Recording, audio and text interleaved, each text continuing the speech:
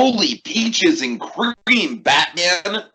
Tiki here on my seemingly never-ending journey through Batman the Animated Series, watching it for my first time with my trusted companion and animated series expert, Blue Dragon 5, at my side.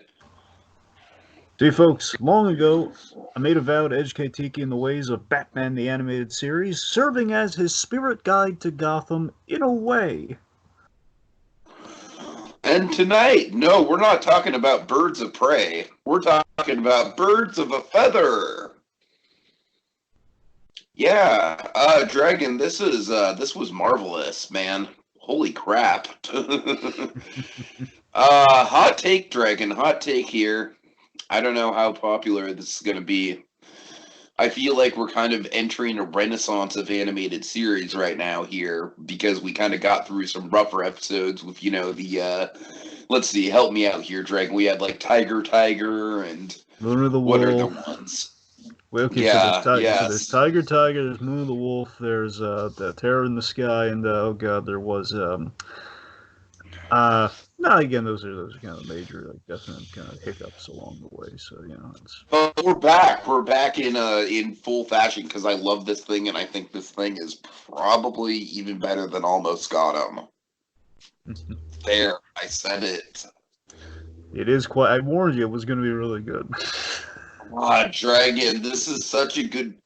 You know what this reminds me of? This is why this show is so lauded, because this is like the Twilight Zone, man. This is such a great morality tale. Oh, you have no idea. Oh boy. Well, I'm ready. I'm ready. I feel like we've stuck through some pretty not so substantial episodes, but this is packed with stuff to talk about, Dragon. So, look, it is late on my end, so I don't want to be up all night talking about this. So let's just dive into it. Let's go into the backstory. All right, here's some context. So this was directed by my man, Frank Parr. The reason I'm a Deadpool fan, thanks to this guy. Man. My man! So good old Frankie here, of course, from the ones we've covered so far. He the highlights of what he's directing is kind of keep the good theme, because he directed a lot of the clunkers as well, like a Prophecy of Dooms, that was also Parr. But the focus on not the Curse of the Darkness, but the Light the Candle here. Strange Secret of Bruce Wayne. That was Frank Parr, and just to keep the Penguin theme going, I've got Batman in My Basement. That was also Frank Parr. So again, kind of a Penguin theme. 2 episodes that feature the Penguin being the operative kind of theming in my episode citing here. All right, the writer. This is very interesting with the writer. The writer, I believe, is a one-off, and this is actually kind of a sad but interesting thing here. So Chuck Menville. Chuck Menville wrote this episode, along with Brian Steffens. Brian Steffens, kind of a writing duo with I believe her Brian E. I don't know if it's Brian E. Steffens. Usually kind of a duo with I believe her husband or something. They did Heart of Steel together, so she did the teleplay on this. I think like one of the kind of getting it from kind of to the finish line. But the reason that was definitely there is because Chuck Menville wrote this, but it's a posthumous release. Oh. Chuck Menville, now here's the interesting thing I found about Chuck Menville. Menville, of course, being a very unique last name. From what I understand, he is Scott Menville's father. So the voice of Robin, I'm going to ignore the latter thing that he's been voicing Robin in, but the original Teen Titans Robin, Scott Menville, the great voice actor Scott Menville. His father apparently was a writer, which I had no idea about, and this was his father's last script, from what I understand, if not like one of his last scripts. Yeah. It was really, I think they held it over for like a year, I guess, by the time it kind of ended up kind of getting into the fray. And it was just kind of submitted, I guess, like many scripts and animators and board artists, kind of a lot of freelance work kind of happened with the animated series. So, yes, this is Menville's last work, and my God, is it an episode to go out on, man. My God, Menville did an excellent job.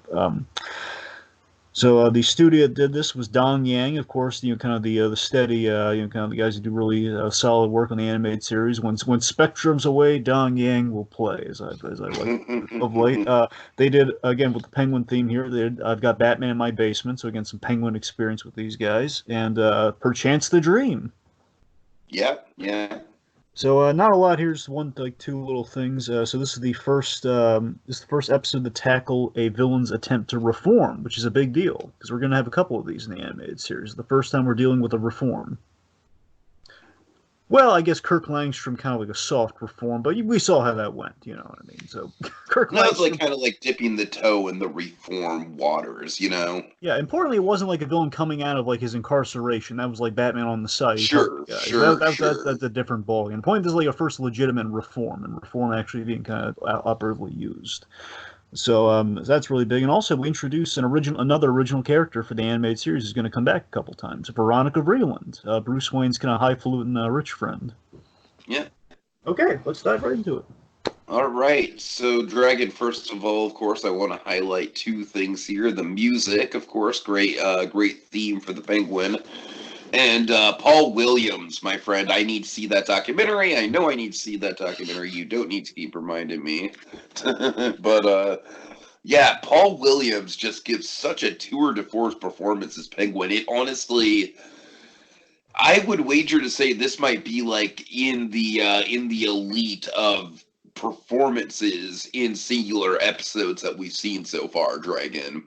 I should have also noted this. This is the best Penguin episode they ever did in the animated series, as you can probably imagine. And again, I Penguin feel usually. like this one would be hard to top, yeah. I mean, Penguin's been great in the ensembles too. Got like Strange Secret of Bruce Wayne and of course Almost Got. Penguin's great in those episodes, but these like as like a solo Penguin episode again. Yeah, I've got that in my basement. Not so great.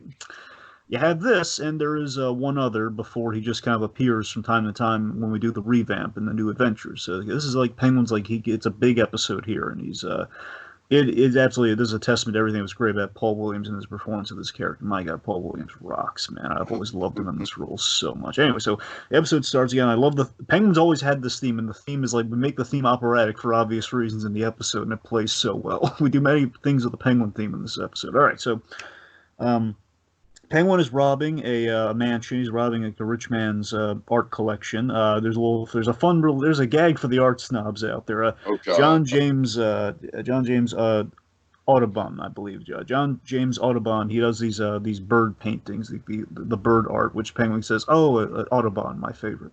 It's like, My personal favorite. mhm.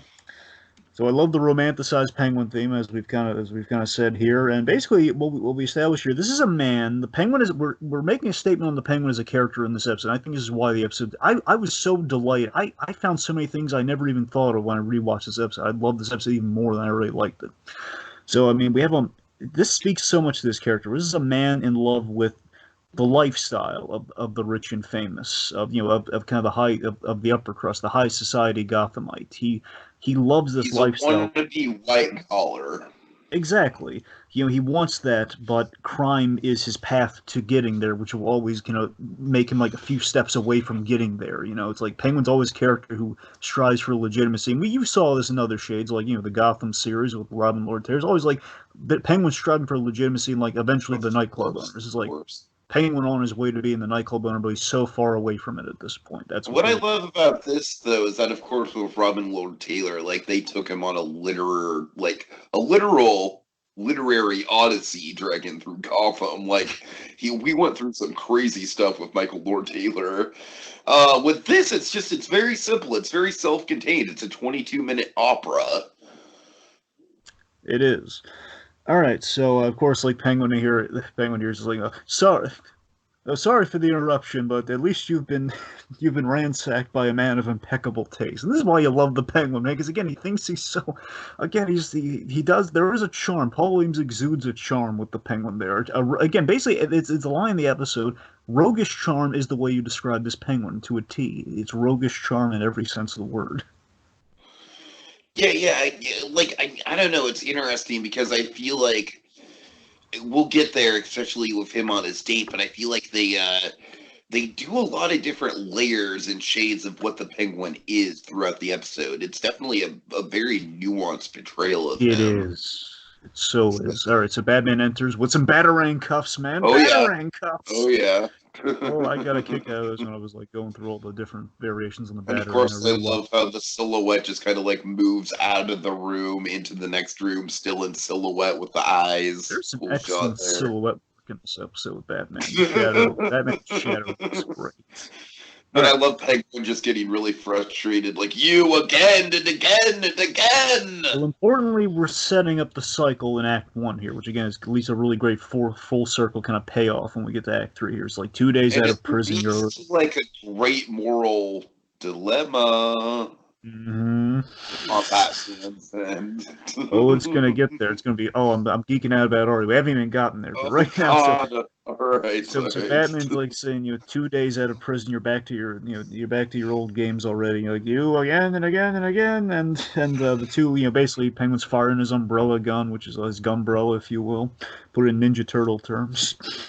The Batman flees. He evades the gunfire. He tosses a battering at a chandelier, which falls and traps the Penguin. And of course, he strikes the foiled again pose, which kind of gets snapshotted. And then we have this great transition to the headline, "Caged again." A little clipping to a little newspaper has been ripped out and kind of hung in the Penguin's cell. So again, just wonderful setup for what's going to happen in this episode. Like, okay, the endless cycle. We see kind of the recidivism of kind of the Gotham rogues to the Penguin. And, of course, something to note with the Penguin, we're not in Arkham. That's a very important detail that we set up here, is that Penguin, unlike the rest of the Batman villains, traditionally not crazy. Yeah. Sure. Again, he goes to Black. He goes to Stonegate in this case. Also, I've watched this episode a couple times, Dragon, but I like the foreshadowing with the chandelier, and I didn't even really notice that before now when you pointed it out. Mm-hmm. So Penguin, he's very patiently awaiting his release from prison. He's just all calm and everything's humming even. Let's see. So we have. So basically, we have there's this.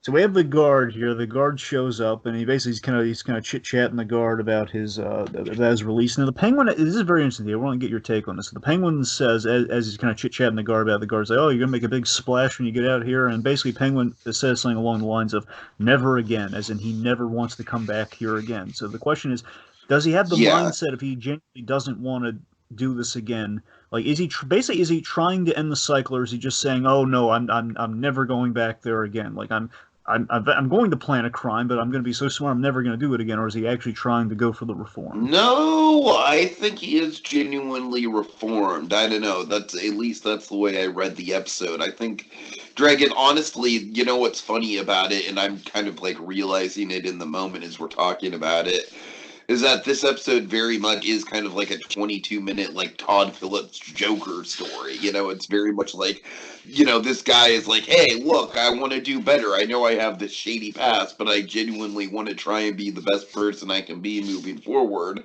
And then society's just like, nope. Because again, like right here, it's like Penguin has a line, "I will reclaim my perch in high society as an upstanding bird," and of course, this is Penguin's motive, which we know goes somewhere. Again, this is classic Penguin, where he does want to go legit, and eventually, again, the nightclub owner with the Iceberg Lounge. We know he's going to get there. So again, he does. I can only assume he does mean this to a certain extent, which again, given what we see with the character, there's some credibility. There's some credit there. All right, so Penguin, he's always expecting a limousine. There's a limousine, no doubt, waiting for me. An area where you gotta get out. You gotta get out there. The cream of society is waiting for my return. Then of course he's waiting out there. No one's come to get him. No one's waiting on the other side to pick him up. No fancy limousine. We have this fun line from the guard. I guess the cream of society's curdled, eh? God. And then the insult gets worse as the bus. This reminded me of like a Simpsons gag or something, Dragon. I don't know. This is very 90s animation humor right here with this bus. If you want to talk 90s animation humor, I'm gonna get heady on you here, okay? Oh boy, okay, I'm ready. So I just saw the Emancipation of Harley Quinn, so I'm ready for heady. So of course, a famous kind of Paul Williams animation outside of Batman the Animated Series example would be Dexter's Lab episode. Tell me this didn't feel a little Tartakovsky-esque to you? Like, he's waiting there, just like the timing on it, and the bus shows up. It feels like no, I totally see it for sure. There's a little Dexter connection there while we can cite it with Paul Williams. Just throwing that out there. All right, all right. Anyway, so Paul Williams here with the wit and charm of the performance here. He has like all these great lines, like this is hardly the style to which I am accustomed. Of course, the buzzer, are you getting in or not? I got other steps to make and a lovely disposition to go along with it. I love the dry humor of the Penguin. He's so wonderful. He's like trying so hard to like keep a good attitude about everything. Well, this is hardly the style to which I am accustomed to. Oh, it's just wonderful. Okay, so meanwhile, let's go to the high society, kind of like a white collar lane of Oh God. boy. So, Veronica Vreeland and Pierce Chapman, and of course, I got to highlight these guys here. So, Mary Lou Henner plays Veronica Vreeland. For the kids out there, I use kids in the loose sense here. She was on Taxi. She was the one of the leads of Taxi. I guess for the Man on the Moon fans out there these days, or the Jim and Andy fans like us as well. So yeah, but fun fact, she has a total recall. She can actually remember every event since she was a kid. She has like Oh wow. there's a hypo. The point is there's a special term for it, but she has total recall. It's a little fun fact if you ever watch an interview with her. Okay, and Sam McMurray. Sam McMurray. Speaking of your Todd Phillips, McMurray. Sam McMurray. All right. Does the voice of Pierce and Tiki. We know him from nostalgic stuff from our time. We know him. He was Lieutenant Griswold in Recess. He was Gus's dad, Oh wow. and he was Robbie Fisher from the kind of the chess parody on Hey Arnold with the Chinese checkers. He was Robbie, Steely Phil versus. Yeah. And they really liked this guy because he made multiple appearances in the DCAU, which I had no idea about until I did my research for this. Which is Dragon, I'm going to be honest with you, all right? This guy to me is like, he's far. He's James Bond. Ooh, He's doing the James Bond voice. Dragon, I guess. He's a little fruity, Dragon. I feel like there's a little bit of a. Kind of like a 90s, like they want to make him gay, but they can't get away with it. I don't know. It is It's entirely like possible. You might not be far off, but again, they're basically. I feel like there's a little bit of a kind of like a 90s, like, hey, we want to include this like Little this subtext. trendy metrosexual guy. You know what I mean? I think it's entirely possible, but I just kind of read it as the like the generic rich guy, like I mean, by all means, I definitely like the bottom crust or whatever the hell you call him. But James Bottom too. Back when Family yeah, Guy. yeah. Back when it was good. Okay. So anyway, but yeah, I could see it both ways. I gotta be honest. I do. I think they might have slyly just maybe tried to put that. I wouldn't put it past them. They could have actually been going for that. But anyway. All right, and point being, Veronica Vreeland and Pierce Chapman, they're kind of talking about like, we want to have like another, big party. But unfortunately, fortunately, we aren't any charities right now we can kind of plug, and there's no celebrities in town. We can have basically we need like a hook for our party, get like all of our rich friends like kind of marvel at us. Very, Dragon, tell me this is not a rich person problem. It's like we're gonna throw. It's not about having the money to throw the party. It's not about having the guests to invite to the party. It's just literally about like we need a gimmick, man. Yeah, we need a gimmick. It's not just like having friends over. It's like you want to show off to your friends. It's purely what Dragon, it is. I think these people need to talk to Michael Shannon from the night before. I think that's what they need to do. Yes. Okay. Anyway. Okay. Now, of course, this is something really interesting. Paul Dini always kind of said about the animated series, which I think really, I don't know if maybe they got the idea from Dini or not, just kind of in the writers' room of, just kind of mingled with, and they got this idea. Of course, Paul Dini always viewed Gotham as the villains, the rogues were the celebrities of the city. They were like kind of like the celebrities, like the infamous celebrities we talk about now, like your Charlie Sheens of the days and so on and so forth. Yeah. Like your big kind of infamous, your BoJack Horsemen's, if you will. And anyway, so basically, they go for the infamy pitch of like, let's use like a rogue. Remember when, as Pierce says, you're like, remember when the Joker crashed the party? It was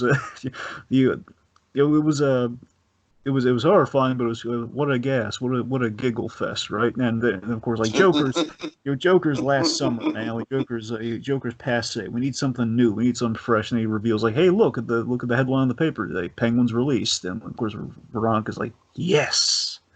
Like, she loves it, man. She digs it. Spells trouble. Meanwhile, Penguin returns to his apartment, kind of his apartment lair, which I gotta tell you looks nice. Again, it's all covered up, mind you, but it does look quite nice for again, kind of like I just love that it's an apartment. It's like the best apartment you could, like kind of like almost like a penthouse apartment, like on a budget though. Yeah, totally, totally. It's Which like again it's kind of sums like up the Penguin. He wants Penguin's equivalent of like a very, very like fancy man cave. yeah. Again, it sums up the character perfectly. It's as upper crust as he could afford.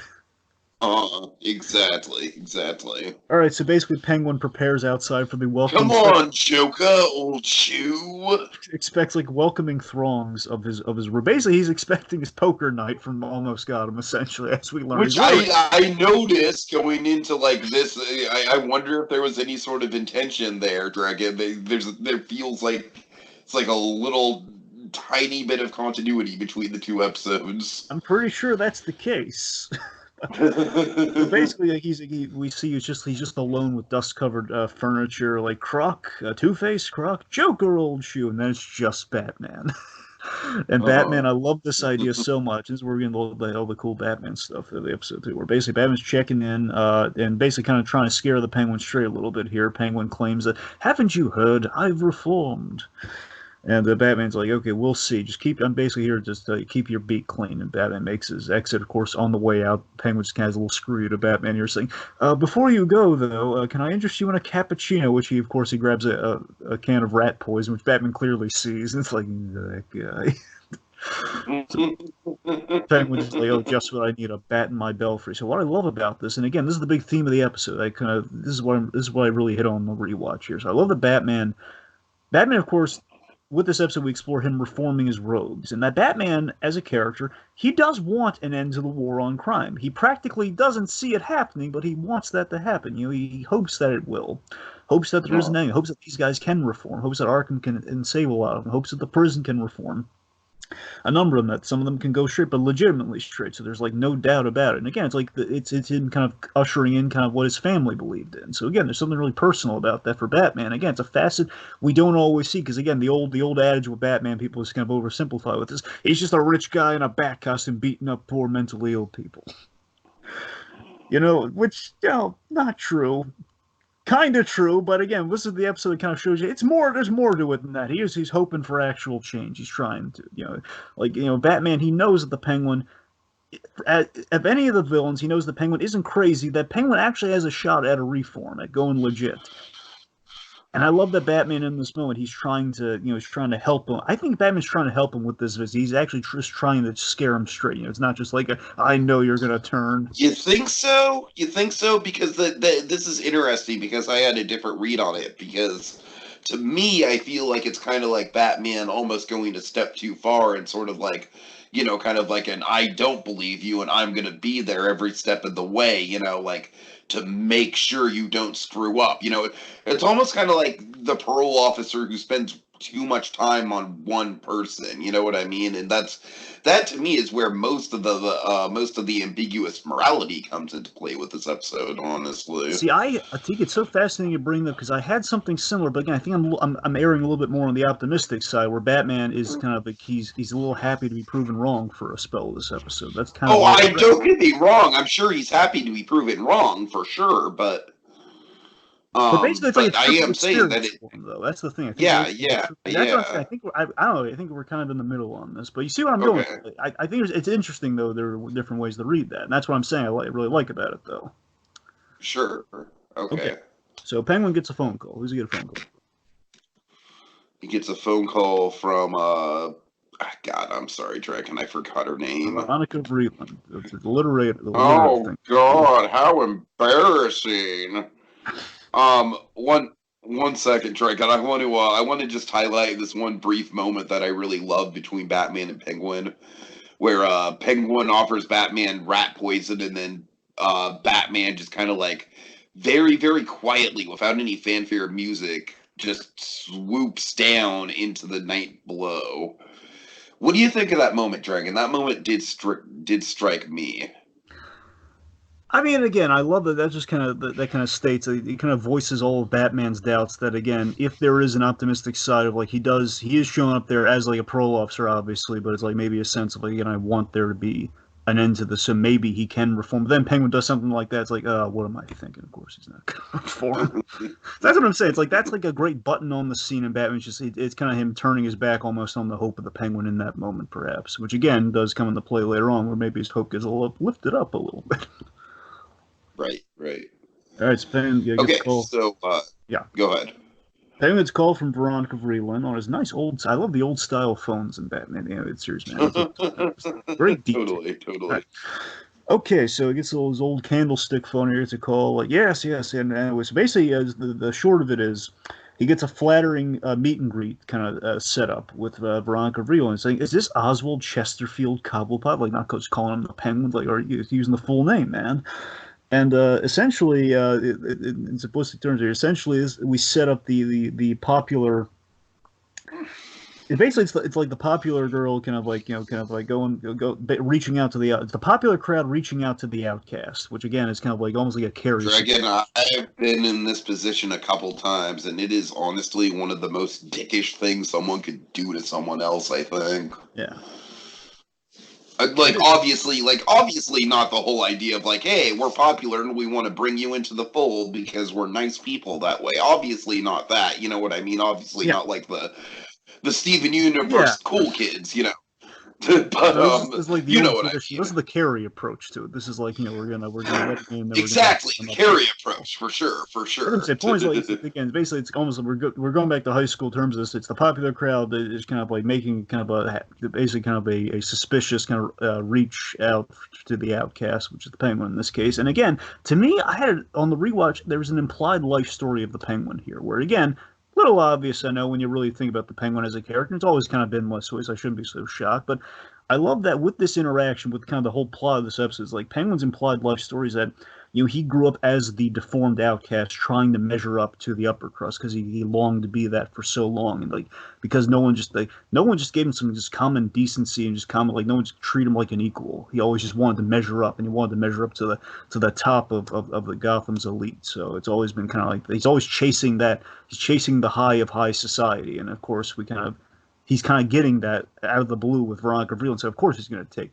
her up on her offer. Sure. So we go to dinner. We're at dinner at Angelo's. Oh, this is one of my favorite scenes here. All right, Dragon, you know why this scene reminds me of my dinner with Andre? Because of the warden joke? No, because the waiter is silently judging them throughout the whole thing. Yeah, you're right. Oh, God, yeah, you're right. That is my dinner with Andre. It's so long since I've seen it, yes. The waiter and the bartender are just straight up back there talking shit about these two eccentric idiots the whole movie. At least that's my headcanon. All right, anyways. so Penguin's telling like a story, which is essentially, I believe in the original version. Sometimes they put stuff that was so egregious the censors would be distracted by it. So I don't know how true this is, but I think one version was the old he dropped the soap gag. That was like the joke. Was the joke he was telling them to change it.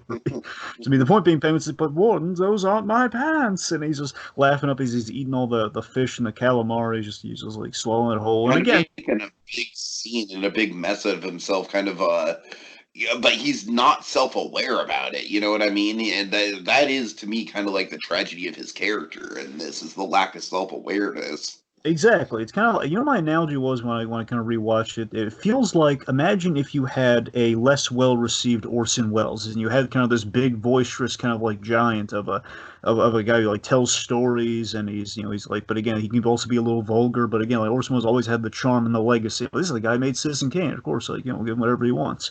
Imagine if you took that like the pedigree away from Orson Welles, you might have the Penguin. Like a refined sounding guy, but again, but just doesn't have like we don't accept him as much. So so basically, it's kind of, to put in Ghostbuster terms, he's scaring the streets of the place. He's scaring the streets all over the place with this activity. Apparently, this is like the refined version of the Batman Returns scene with Penguin eating the fish. By the way, this is like the I love it in these terms. We don't have like any gruesome like nose bitings or anything. It's just he's eating the fish, but really in a really kind of unaware of his behavior in an obnoxious way. Yeah. All right, so let's see. So Penguin's asking. Penguin again. I love he's not completely like the fool here. I love Penguin's coming out. He's calling out Veronica Vreeland. So what's the game here? What's the plan? Why are we here? But then she digs in, man. She digs in. So Veronica essentially she charms him with like a lot of flattery here, where she basically says, like, oh, how could you think that of me, Oswald? I love your rapier wit, your rapacious wits, your and that fine Roman nose. And again, it's so sad that had he gotten like this reception in life, maybe things could have turned out different for him. That's the Oh tragedy. God. That's the sad thing. And of course, I gotta tell you, here's what kills me on the real. I completely forgot about this, man. I think this is the best episode she's ever turned out, and I think she was really beautiful in this episode. The way they animated her, seriously. And they like when we have the shot, we see it through Penguin's POV. She looks. We have the close-up shot, like her looking at him. Man, I buy it. I buy him falling head over heels for her in that moment. Man, she looks really good in this episode. Well, I mean, I don't really have any reference point to compare her, so I'll just take your word on it. No, I'm just saying she's kind of like I'm saying it's a little bit more remarkable here than there's in other episodes. Not that she looks bad or anything. It's just I don't know, like again, it's assisting in the they're putting you in the Penguin's mindset with the composition of the shots. I guess is what I'm saying. Anyway, point being, so let's see. Of course, Penguin. He says, "Okay, certainement. Let's get out of here." Goes on, the check, and of course, because basically he's scaring the streets, scaring all the customers away. Like, oh, we've been robbed already once. Like, I love that. By the way, I love this Italian family that just gets straight up offended. Like, is that who I think it is? And then, like I said, this Mater D guy, it's like he's got the patience of a saint, man.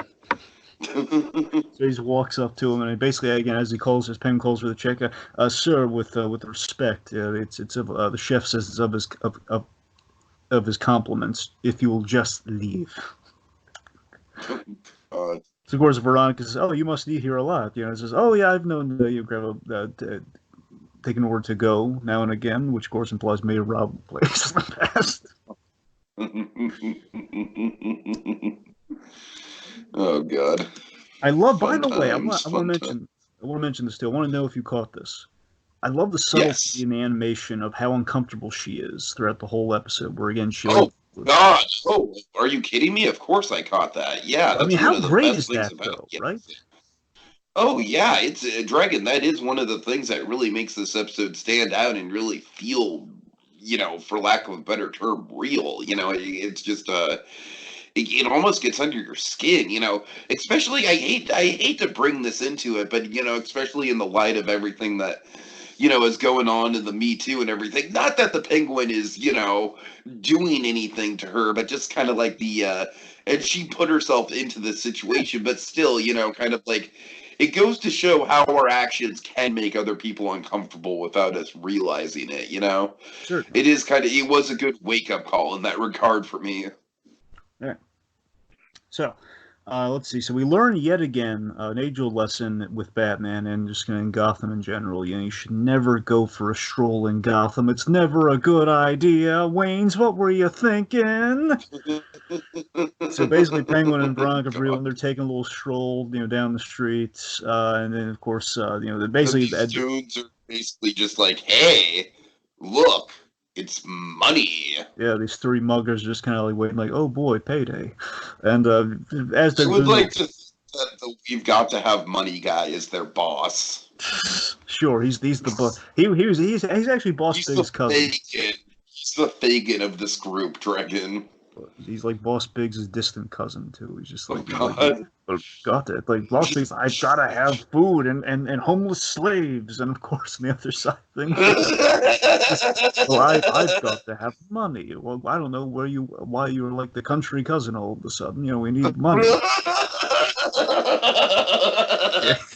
All right. Boss, we're really going off the rails with this. I appreciate it. I appreciate the Boss Big. Okay, the forgotten references aside, let's reel it back here. The point being, Penguin and Veronica they're kind of taking a stroll here. Importantly, big plot detail: she invites him to the party, and again, I love how I love how that scene is reading. Your heart goes out to the Penguin, knowing, oh God, we're setting him up for a fall. You are inviting me, aren't you? Like, oh, of course, Oswald. Yes. So he's being invited. And of course, things are interrupted by these three men who, again, so shocking they don't recognize the Penguin, but. It's just like Wallet, and it's just like, don't you realize who I am? Maybe you should take that ugly mask off, and then we'll know. So they insult him, and then So let's see. Then the roguish charm comes to play here as the Penguin fences Yeah. these men. A little On callback. guard. Yes, a little callback to I've got Batman in my basement action, only done properly this time. A little bit. Done properly though, with the umbrella and Penguin actually getting stuff done, not going not dueling Batman with with a wrench versus with a screwdriver versus an umbrella knife. Anyway, point being, he fences the three men, kind of takes them on. One of them grabs Veronica's necklace. Of course, again, classic mugger move in Gotham. Apparently, you scare the girl, you grab the necklace, you kill people. But no, seriously. So grabs Veronica's necklaces, and then we have this great bit with the Penguin. She says, "That's too fine a color for a mongrel like you." So basically, now it looks at the Penguin's like stealing the necklace from this guy or stealing something from this guy. Bad timing on Batman's part here, as Batman misunderstands the situation. He swoops in. He bola ties Penguin, like throws a little bolo thing. Penguin's all wrapped up now. Then Batman takes out the three goons. Really great shadow work on all this, by the way. Mm-hmm. Let's see. So then Batman thinks, essentially Batman thinks Penguin's fallen off the wagon after a day. One day you couldn't keep clean. I knew it. He's basically just like, well, Penguin. Who wants? And I love how it's just like, it's just kind of like, I'm sorry, ma'am. I'm sorry that this miscreant had to treat you so poorly, but I'm here to save the day because I'm Batman and I'm awesome. Not in so many words, but yeah. I know, but let me have some fun with it. No, you're right. Yeah, okay, so I love. I mean, you will admit, probably up until this point in the series, this is probably the most arrogant that we've ever seen Batman. Well, it's one of the few times we've seen Batman just kind of completely come at a situation wrong. You're right. I'll take that. Yeah. Again, that's the really interesting thing about this episode. We get to see kind of Batman again, like Optimus. Like, there's actually not a crime here for a change. And Batman's like, wait, what? Right. We haven't seen that since Christmas with the Joker, when he thought that guy was going to steal that lady's present, which actually was it's my grandson's present. That whole little bit. It's like it's been so long since we've seen something like that.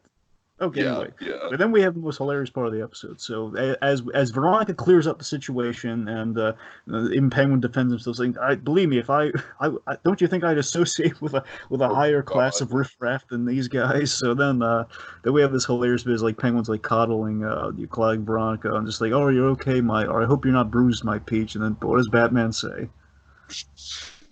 Kevin Conroy in all his glory. Take notes, Harley and Batman, or whatever the hell that movie's called. I don't even feel like properly citing you.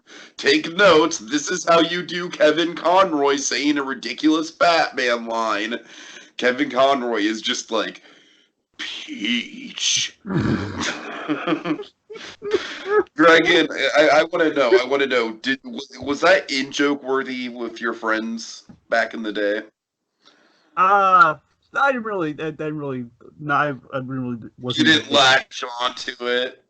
I mean, I feel like something like if me and my sister would have like latched onto that, man, we would have ran with it. Just Peach. God, that Peach base is so funny. Peach. Just the confusion. It's like half confusion, half just like, really, Peach. That's what you're. just That's the thing. I love how uncomfortable Batman is. Of the fact that he's still trying to put on the Batman voice. I just love how uncomfortable he is. That's the thing that gets me about it. I just love how uncomfortable he's like. Now he's in like the middle of a romantic interlude that he just didn't expect when he came into this situation. It's like, wait a minute, because one is like, hey, Penguin actually is going with the reform for a change, and he's with Veronica Breland, who's like Bruce Wayne's rich friend. I mean, what's going on here, man? Peach in a day, Peach.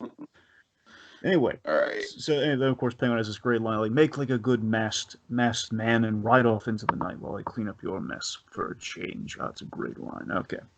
Next day, so we're at like an art museum. Veronica's telling Pierce about essentially what we just saw, and again, I like that Veronica is slowly but surely. She's somewhat charmed by Penguin. I love that she actually kind of comes around on the Penguin. Now, of course, it doesn't. She's still a little, weird. She's still a little uncomfortable with him in later scenes. Obviously, it's not. She's not head over heels for him. That's the important. She's not head over heels for him, like overnight after one thing. But she does feel guilty. She's slowly feeling guilty about using him. which is nice. She's seeing him as a person. I guess that's the more important takeaway. It's like she's not like head over heels for him, but she's seeing him maybe as a friend, or like saying this is someone who actually cares about.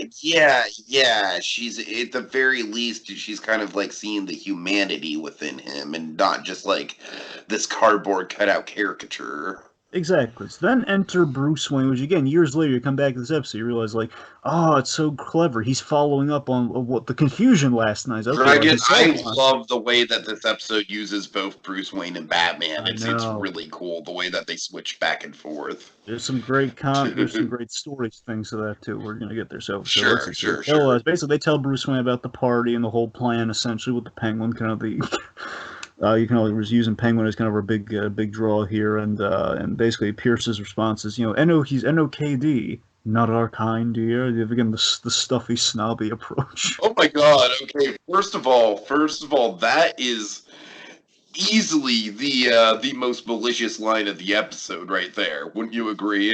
Yeah, definitely. They mean the most malicious line or most like pretentious line?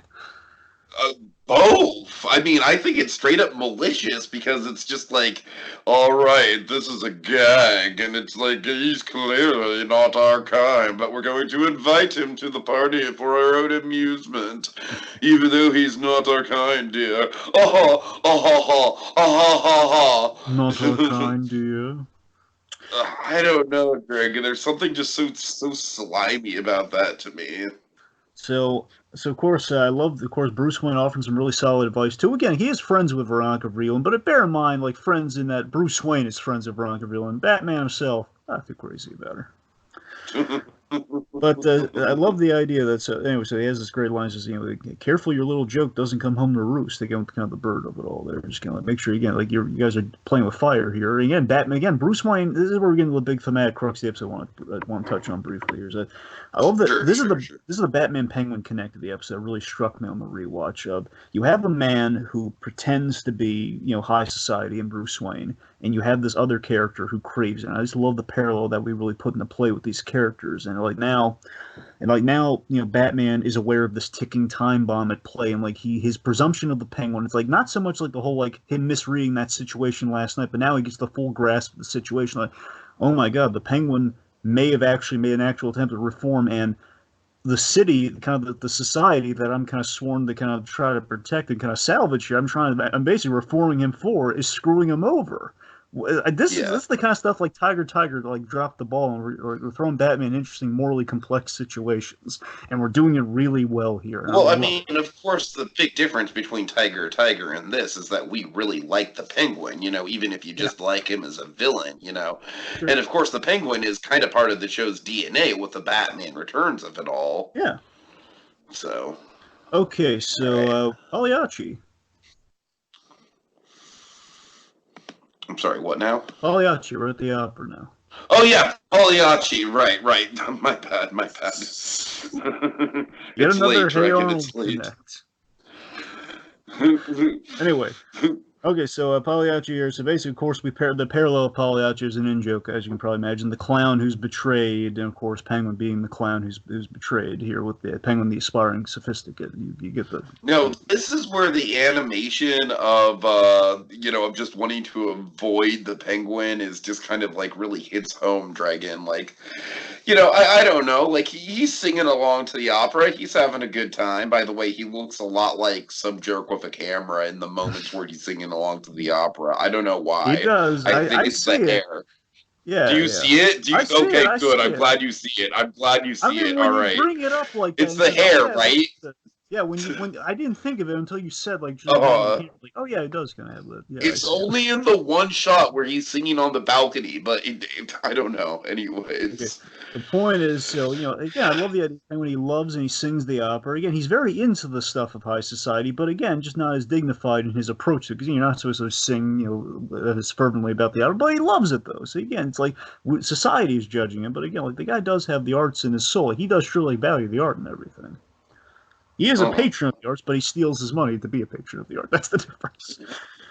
So again, the opera definitely, kind of the themes of the opera and kind of our big set piece for the third act is kind of introduced here with with all this, and I love the animation. I love the comparison of so we have Veronica Vreeland again, like she's kind of like she's uncomfortable in the scene. But we have Penguin. You see the most loving animation in the Penguin's eyes as he's like, as we hear like this beautiful opera music playing in the background scene, like as is like he's looking with love and like kissing her hand. And she's repelled by it.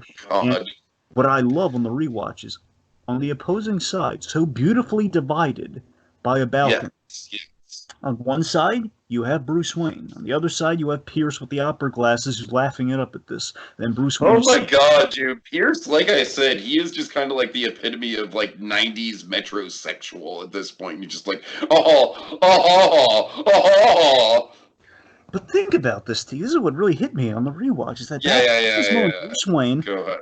you have this literal visual and his visual divide of, you have like these two different takes on kind of the socialite, kind of high society socialite, and Bruce Wayne, you can get a sense of like the disdain he feels for his parents' world, like the world that his parents inhabit, like these patrons of the art, and just seeing like like the thing that he pretends to be can be so cruel to something, is to be so just kind of laughing at the other, like betraying other people and all that sort of stuff. And so I feel like you can feel Bruce Wayne's skin crawl, like, oh man, these guys are just they're courting the one. It's just a bad idea to mess with like a former villain like this, and it's just like you're really gonna jeopardize like an actual healing event in Gotham for something like this. It's like, really good stuff. Okay, All right, it's party time. Party time, excellent. P-A-R-T-Y. All right. Oh God. All right. I hope you've beefed up your security. Those time locks were easy to circumnavigate, as I recall. Of course, he's like, Sir, you leave me at a loss for words. I certainly left you at a loss for funds. So again, roguish charm for days here. Penguin's just unaware of like this. There's a lot of faux pas going on here, but again, he's chatting up. Yeah, a little bit. He's chatting up all the bigwigs and like all like the ill-fated bigwigs, like all the interactions that people never wanted to have are happening at this party. Like the president of Gotham First Federal, the whole security thing. We have like a woman like wearing these prisons. Hey, to be fair, I don't know what she was thinking with that dress. To be honest, though. It would be one of those dresses where if you wore it on the red carpet, you'd get crucified the Monday morning afterwards. Exactly. This is prison chic. And this one cracks me up still to this day. This one I think is just hysterical. He sees Mayor Hill. Okay, we see Mayor Hill again. It's been a while. See Mayor Hill and he says, "Hey, Hammy!" Oh God.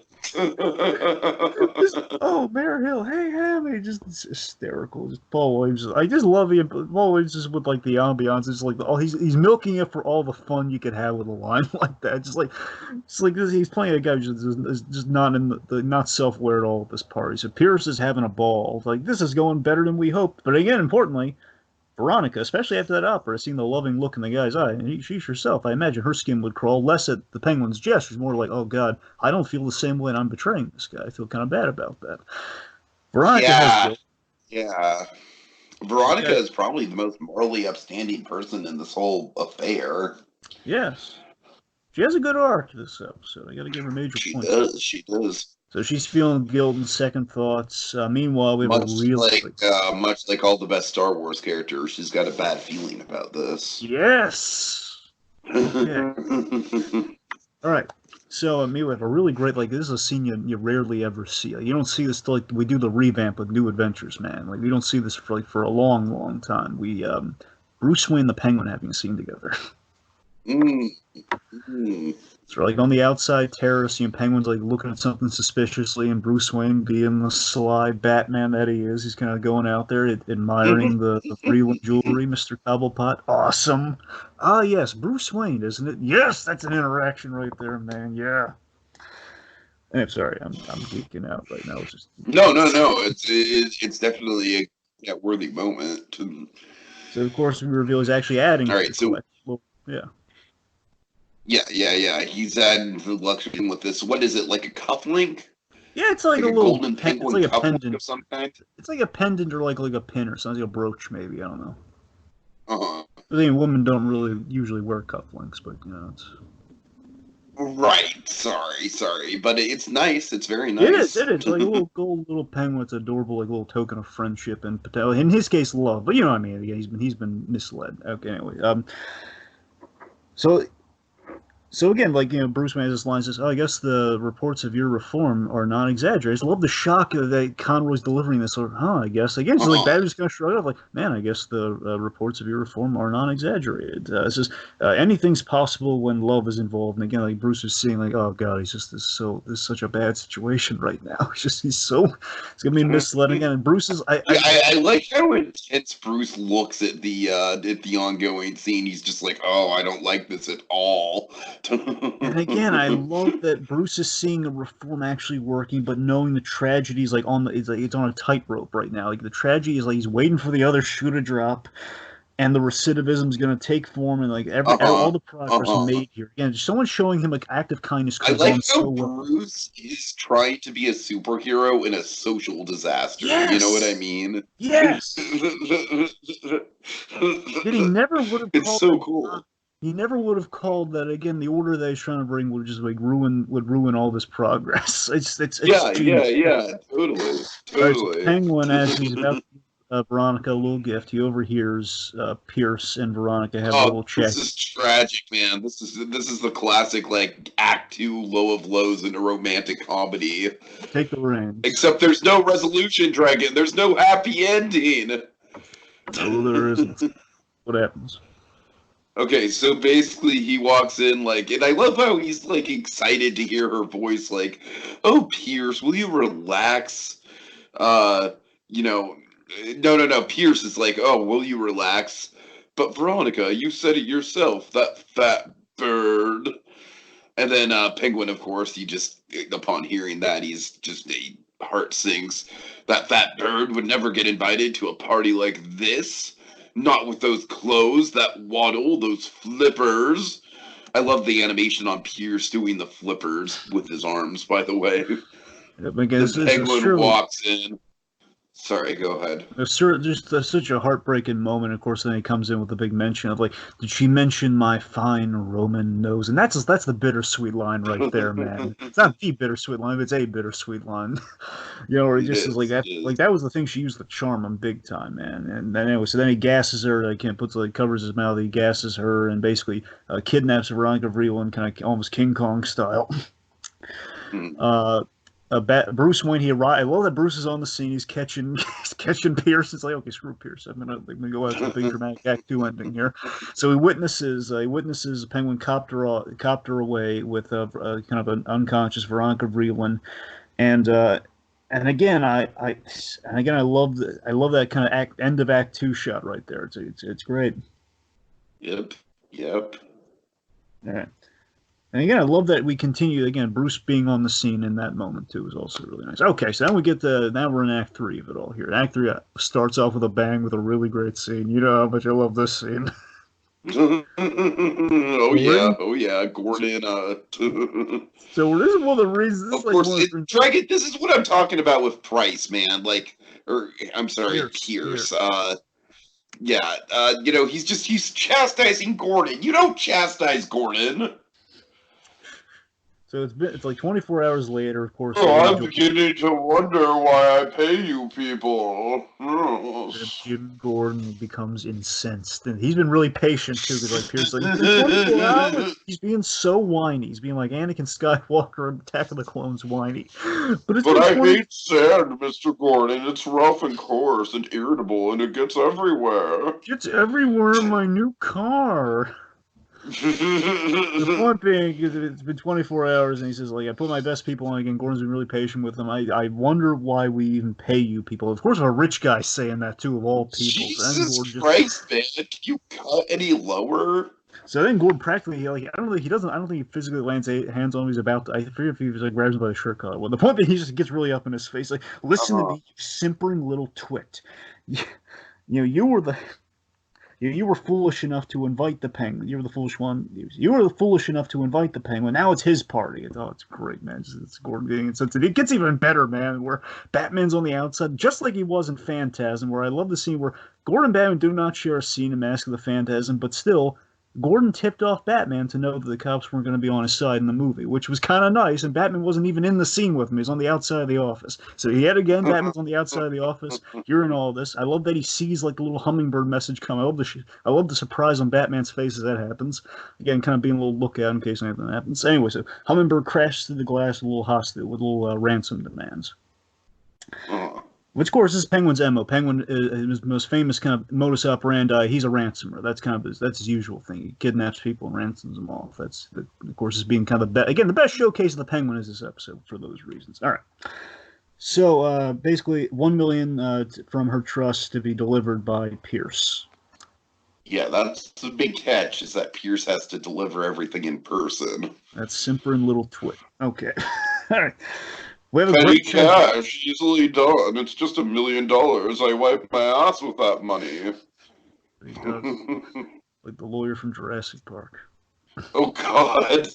Hey, now, I think the lawyer from Jurassic Park has more of a sense of morality than You're Pierce right, does, he did. honestly. I was going for it. He's concerned for the children, Dragon. You're right, I was. Yeah, you're right, he was. I was going for like this toilet-based demise on that one, but okay, anyway. No, yeah, for sure. We have this sweet Batman. I love the transition of this scene where basically Batman, we have the dun dun, basically as he emerges from silhouette outside, and he jumps down the cape, transitions us from the next scene. Awesome. Okay. So Pierce, he's in a bad. I love the little visual class metaphor here. Where Pierce the highfalutin, Pierce goes to like the bad part of Gotham. I love that. He goes like a really rundown part of Gotham for this. He goes to the phone booth, gets the call and everything. GCPD are staked out. We see Gordon in the police blimp. Nice.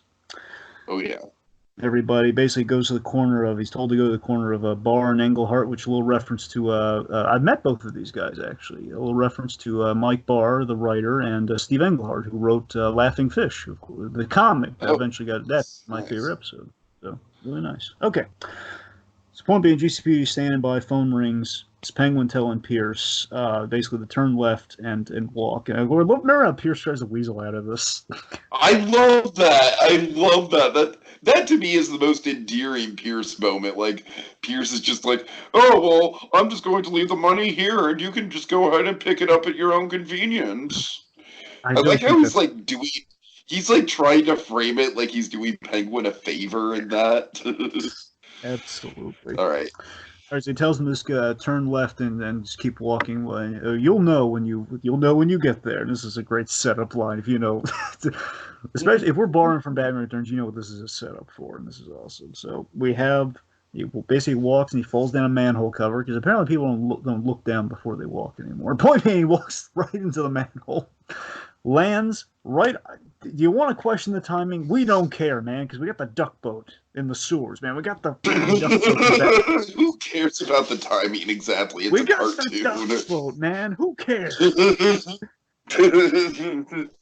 All right, and also it's like another we don't care for. Like we don't care that there's a sewer that leads to the nice opera house. I don't care. We got the duck boat. We're all good. Hey man, you gotta get your human waste out to the sewer somehow. Yeah, it's fine. It's fine. All right. So of course we have some great as we experienced with Almost Got Him. Penguin works great on a mic, man. Where we hear like him, like, yeah, it's right. My mellifluous chirp. Then of course he ends up at a trap door, like which again I'd buy for the theater. They have like a trap door system built in there. It just kind of leads him up. He's manacled, and the trap door goes up, and we reveal the death trap, which is really great, crushing poetic irony. Someone's been watching Phantom of the Opera. We have Veronica tied to a giant chandelier, and that is poised. This is the best part about it. This is why it's a great death trap. Veronica's tied to a giant chandelier, looking really good, by the way, in her like fancy dress and everything. Poised to drop right on the Pierce, who is manacled and cannot run away. Poetic justice. You crushed me, I'm gonna crush you. Yeah. Anyway. So Pierce offers his Monopoly money. You know, his green paper. Yep. Just gonna call it out. Right. So again, this is like this is the part of the show where the fat bird sings again, using fat bird against him. He called me a fat bird, where the fat, kind of fat lady parallel and all that stuff. Of course, Veronica, she offers him more money, and this is the most. but I really love the way Paul Williams delivers the word bird. This is the part where the fat bird sings. Speaking of performance, this bit that follows is really great too. When I love the honesty of the performance, like the frustration, the inner turmoil here, where he just like Veronica offers him more money, and Penguin's response. This guy, Penguin would never turn down more money, but he's really hurt in this case. Where Penguin just he makes a very honest point. He's like, as he's swiping the money away and he's like hitting it with the umbrellas. All I wanted was a little friendship. That would have cost you nothing. Now you'll pay. That's oh my god, that's why you love Paul Williams right there. That really brought the basically Paul Williams in Almost God Only had this great line. It's just have you no drama in your soul. That's always kind of the sell line of the Penguin. He always brings drama to the character, and it's great. Okay, sorry I'm gushing. Okay, so he discovers the bat tracker within the money, which means he has to accelerate his plans. He grabs like a sword from like a little prop department about to cut the rope. Veronica begs, Oswald, I did grow rather fond of you, and she kind of did. I love that it's kind of it's somewhat. There's some honesty there, but then Pierce just kind of ruins all the honesty here. We just, yeah, we can still be good friends. Oh God. By the way, Dragon, I just did my own little headcanon. I imagine like a world where Penguin and Pierce do become best friends. Oh God. You know, they get an apartment together. At first they're the odd couple, but then eventually they're two peas in a pod. Now, Penguin, I'm going to step out. I don't want anything out of place when I come back. Oh, fine, and it's perfect play. Anyway, so we're drifting off right now.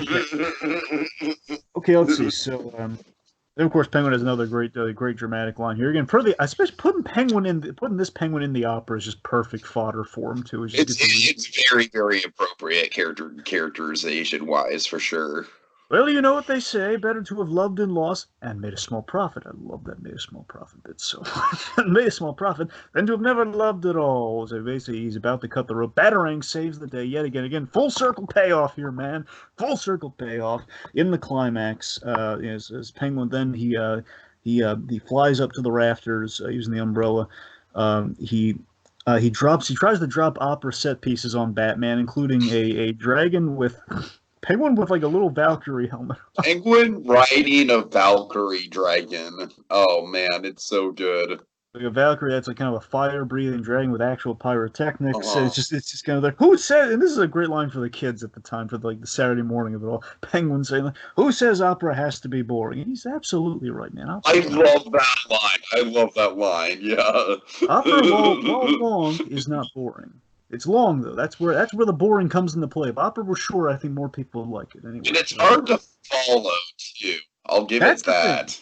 Opera has great music. Opera and oh, definitely. Great music, great production. Like you need to be a good singer to perform that shit. You do. Anyway, sorry. Okay, so point being, Penguin, he's driving on Batman's trying. He's lighting the place ablaze. Importantly, he lights the ropes on fire. That's going to hold him Veronica. Which is not good. So Batman, I love this. In the last second, Batman's saving people. He grabs that rope at the last second, just as it burned through. And basically, Batman, he rides the rope as, of course, like massively one man holding a rope versus a giant chandelier. Batman, he uses, as he's being pulled there, he wraps the rope like around like a rafter, like an iron rafter or something above there, mid-fall to save the day. Pierce is like cowering through, like, oh god, he's about to be crushed.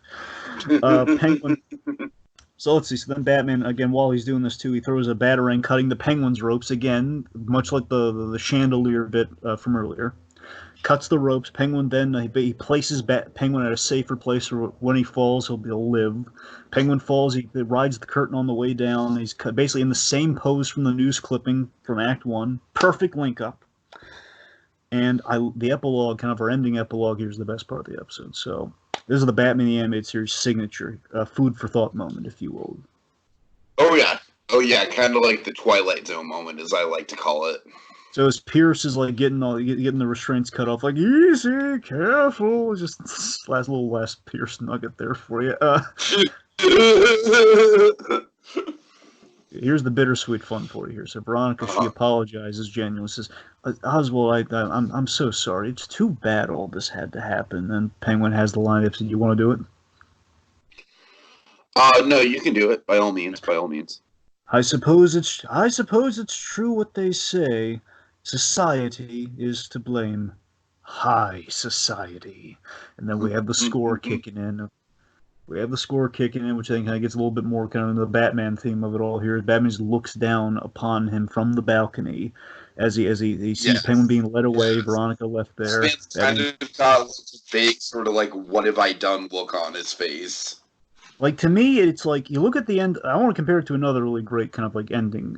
For example, look at Heart of Ice, for example. Heart of Ice has a Oh, similar ending. Batman looking down upon his villain at the end of the episode, where Batman, in that case, he's not looking at the Penguin with compassion like he would Mister Freeze, but he's looking at the Penguin with sympathy, which Batman never would have predicted in this episode. It's that sure, sure. in that Batman underestimated society, setting Penguin back, and the fact that he sees Penguin as a little bit more complex than he assumed at the start of things. Like Penguin's just going to go back into his old ways, left and right. There's nothing much. It's cut and dry. There's nothing much to it. It's like I'd like him to go straight. It's never going to happen though. He sees it could have happened though, and he just sees the tragedy of society. And there's a long way to go before Gotham's in good shape. Great Yeah. stuff. Excellent. Okay, final thoughts. All right, final thoughts, Dragon. Honestly, this man, this might be my new number one. It really might be. I mean, to tell you the truth, my weak point was Pierce, but honestly, we had so much fun with Pierce that I can't call him a weak point anymore. Like he is a fun character. So it's like, you know, like really, this episode is just airtight, man. It's I don't want to definitively say it's my new number one, but it's up there, man. It's in the top three for sure. That's going to keep happening to you this season, man. You haven't even gotten to some of the other ones. I have a feeling. I you know what? I think I paid my dues with episodes like Tiger, Dragon. Yeah. So yeah, very very optimistic about this, and optimistic about the series going forward. The episode for me, honestly, this episode, final thoughts for me. The episode takes almost like a '60s Batman story, where it's constantly in the '60s Batman Adam West show. We saw, Burgess Meredith as the Penguin trying to go straight, like you claiming to go legit, and of course, obviously, it would be a play or be a pawn. He's running for mayor this time. We take kind of like an archetypal Penguin story, the Penguin going straight, going legit. But in this case, we kind of took that lighthearted, like okay, Batman has doubts and the Penguin's trying to go straight. But of course, we added that sense of operatic drama and thoughtfulness to it here through the animated series. Is kind of what they do best. And I love how, again, on the rewatch, I love how we challenge Batman's assumptions on the system. It's quite good, and I love how we parallel our characters in ways I never really picked up on before. It's again best Batman animated series Penguin episode, no question. It's truly wonderful. Okay. All right, give some Doge, Dragon. Doge us. A commissioner in peril. Video games on the rise. The Riddler's return. Can Batman and Robin save Commissioner Gordon before he dies a gamer's death? Will Edward Nygma outsmart the Batman yet again? Tune in and find out. Same animated bat time, same animated bat place. On the next visit to the animated Batcave with What is Reality? Look, a piece.